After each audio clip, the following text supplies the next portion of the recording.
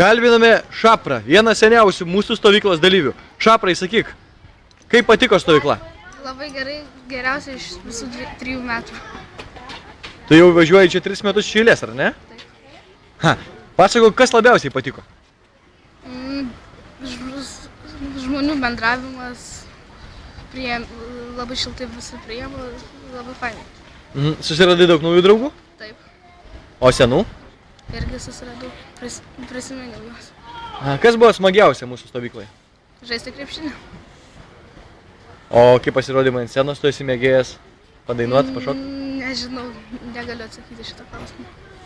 Kodėl negali, nepatiko? Nei patiko, nei nepatiko, nežinau. Nežinai, neturi nuomonės. Papasakok, ar daug mergaičių pakibinai stovyklai? Normaliai. Kiek? 2. 2? Gražios buvo? Mhm.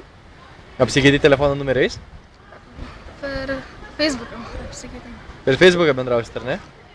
Gerai, tai ką, tai buvo Šapras, 3 metus iš eilės stovyklavęs mūsų stovykloje. Atsisveikink su žiūrovais ir palinkėk geros likusios vasaros. Geros likusios vasaros.